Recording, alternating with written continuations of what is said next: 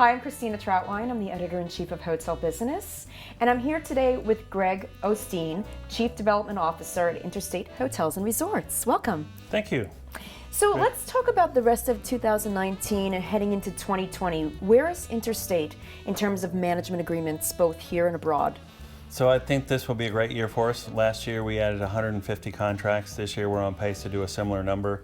We're growing obviously in the U.S., but also abroad. We have a little over 400 open today in the U.S., over 100 across the pond, mostly in the U.K., but we're growing into other countries as well. We'll open our first one in France soon. We'll soon be in 12 countries, and I hope by the end of the year to be in 15.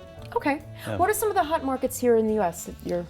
So Nashville, of course, Nashville, you have to talk about Nashville as a hot market. There's still some opportunity in places like Austin. There's some smaller secondary markets that are doing well. You know, when the money kind of goes away from the larger markets like New York, it has to go somewhere. So there's some other hot markets across the country that we're working into. San Francisco's a good market too. Yeah, okay. Yeah. You think Nashville's heading towards a little oversupply there? I've been wrong every year. Yeah. Every year I say, well, it has to slow down and RevPAR can't grow as much as it did, and every year I've been wrong. It continues to grow. Having said that, I spent about a week there for ULI recently, and there are cranes everywhere. So what do you attribute that to with Nashville? So if you think about Nashville and the convention center, Music City Center, and how much it meant to that area, before they had even less than a third of the space, right? Okay. And they had less of an attraction in the old convention space. So if you think about other convention markets, they start with a big box and then they add on to it and they try to keep up with the others. Nashville went from basically having something that hosted local, regional home and garden shows to all of a sudden, hey, we're a new destination you need to discover. And so they took people from Orlando, from Atlanta, from Austin, who had never been to Nashville because there wasn't a big enough venue for them. Okay. And once they found it, they said, well, we want to come back. Because you can walk 2 blocks to Broadway, all the bars and restaurants and music and everything. So. Okay. I understand you have plans to add some new brands to the Interstate Management portfolio. Yes. Let's talk about that. So whatever Marriott and Hilton and Hyatt and IHG come up with, we'll do it. Okay. So the short answer is we manage about 50 brands today and about 40 independent. There are some brands we don't manage yet, but we will soon. Okay. Yeah. So you're on board with all the new brands all the time? I'm not sure that I could. The answer is, of course, yes, because we want to do more business with the parent companies. But if you ask me to delineate, one from the other and tell me one thing that's very different, I don't quite. Sometimes I have a difficult time figuring out the swim lanes. How does Interstate leverage scale to deliver value and respond to owners' objectives? Excellent question. Scale actually it matters, right? So.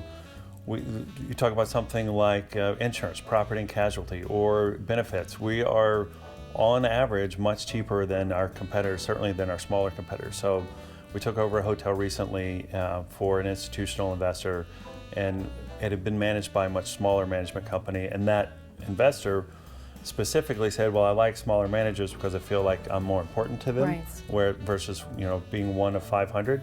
But the day we showed up, we saved over $300,000 a year, mostly in property insurance and in benefits and a couple of other things. But that plus just our knowledge of working with different owner types. We have some, we work with all the major REITs. We have several that, their hold periods are different. We have high net worth individuals with a different hold period. We have foreign capital with a different type of investment horizon. So we work with all different types. Is there a company culture that you have that you think kind of goes across all the... There really is, and I credit that to Mike Dienermeyer, our CEO, who joined the company about 3 years ago. And it's really, one of our culture and one of our tenets is we go beyond. And that starts at the property level all the way up to the CEO, right? Whatever the expectations are, you have to go beyond, right? And we also like to think like a guest but act like an owner, meaning if you're in the property and you're managing that hotel, and there's something that needs doing, just do it. Because if it was your hotel, you would do it, right? And we always like to think like a guest too, and how is that guest perception of, every interaction that happens within the hotel is an important interaction.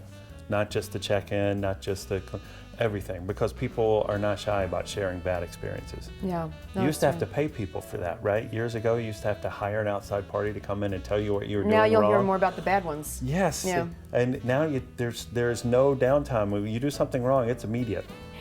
You were on a panel discussions, and it was about, let's see, asset pricing and value in the process of hotel ownership and acquisition. Yes. Tell me a little bit about the panel.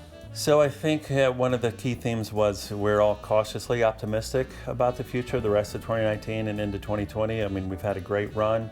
RevPAR has increased in most major markets, but labor costs continue to go up, construction costs continue to go up, supply continues to increase. So I think you have to be a lot smarter today than you were maybe 3 or 4 years ago. I think the example I gave was 3 or 4 years ago, an asset's for sale, 30 people bid, you win the bid and you feel like you really won something because you know that you've got some great growth ahead of you. Today, an asset's for sale, 30 people bid, you win, and if there was a big gap between you and the other 29, you better know something that the other 29 don't know, right? There must be something that you see that they don't, because people are getting more realistic about what labor will cost, what insurance will cost. Insurance is up across the board. Think about what happened in Florida last year, in California last year with fires and hurricanes in Texas. So you have to be very, very diligent in your underwriting, and you have to be very, very efficient with your labor. Thank you for your time. That was it. That was easy. All right, good. Thank you. Easy's good. Yeah, Thanks. Easy's good. Thanks.